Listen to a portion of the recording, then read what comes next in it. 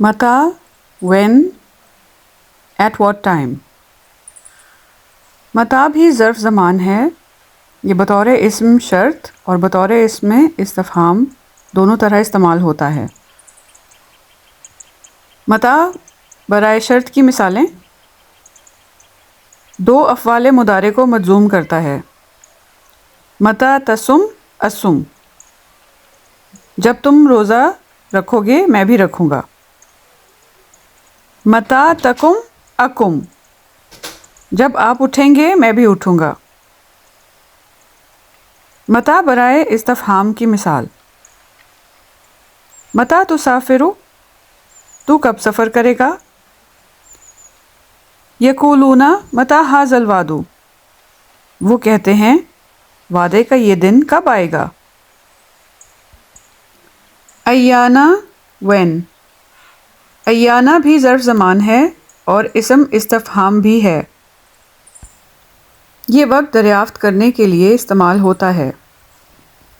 ایانا زمانہ مستقبل کے لیے خاص ہے، اہم ترین امور کے بارے میں استعمال کیا جاتا ہے، جبکہ متا کا استعمال عام امور کے لیے ہوتا ہے، جیسے یسألون ایانا یوم الدین، وہ پوچھتے ہیں جزا و سزا کا دن کب آئے گا.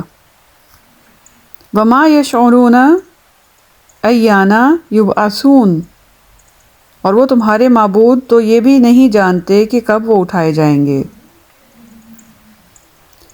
امسی یسٹرڈے، امسی بھی ظرف زمان ہے. امسی کا مطلب ہے گزرا ہوا کل، یسٹرڈے. جیسے جاءنی زید امسی، کل میرے پاس زید آیا تھا. مذ اور منذ، since from the time, since اور فرام دا ٹائم. مذ اور منذ دونوں حروف جر ہیں، لیکن بطور ظرف زمان بھی استعمال ہوتے ہیں.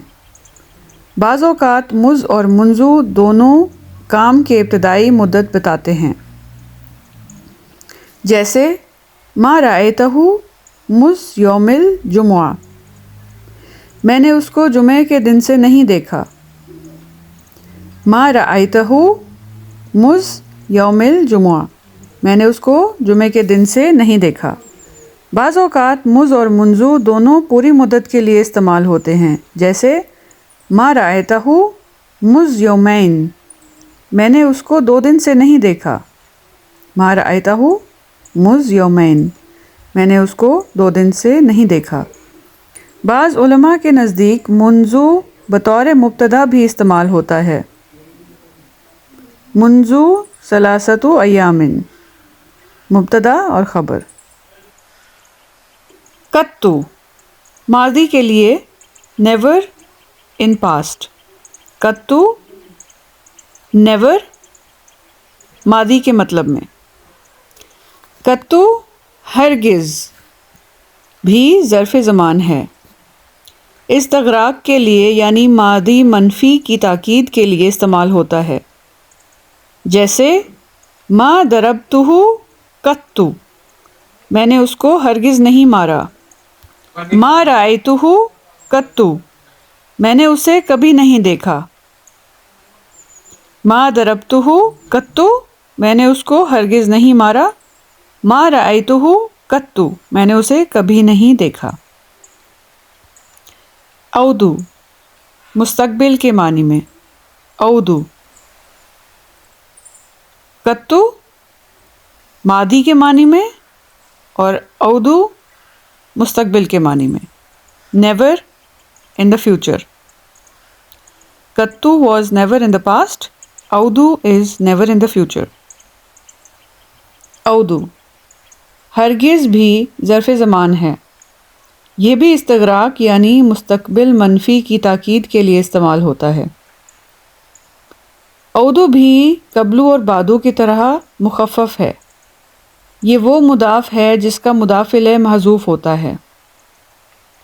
لا اضربہ اعود، میں اسے کبھی نہیں ماروں گا.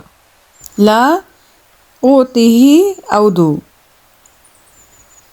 لا أعطيه أودو، میں اسے ہرگز نہ دوں گا۔ ما شربت الخمر قط ولا أشربها أودو، ما شربت الخمر قط ولا أشربها أودو، نہ تو میں نے پہلے کبھی شراب پی نہ کبھی پیوں گا۔ یہاں قطو ماضی کے لیے اور اودو مستقبل کے لیے استعمال ہوا ہے۔ قبلو اور بعدو، بفور اینڈ آفٹر۔ قبلو اور بعدو بھی اسمائے ظرف زمان ہیں، مخفف ہیں۔ بعض اوقات بعدو اب تک سو فار کے معنی میں استعمال کیا جاتا ہے، جیسے لم یقض الامر بعد، لم یقض الامر بعد، اب تک معاملہ کا فیصلہ نہیں کیا گیا، اب تک معاملے کا فیصلہ نہیں کیا گیا، لم یقض الامر بعد۔ یہ مبنی ہوتے ہیں جب مضاف ہوں اور جب ان کا مضاف الیہ محذوف ہو، جیسے انا حاضر من قبل، میں آپ سے پہلے حاضر ہوں۔ یہاں قبلو کے پہلے حرف جر من ہے لیکن مجرور کی علامت نہیں پائی جاتی، اس لیے کہ یہ مخفف ہے، مضاف ہے اور مضاف الیہ محذوف ہے۔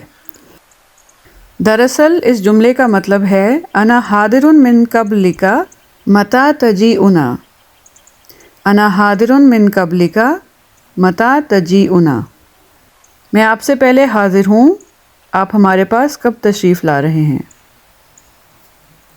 علماء نحو کے نزدیک قبلو اور بعدو کی 4 حالتیں ہیں۔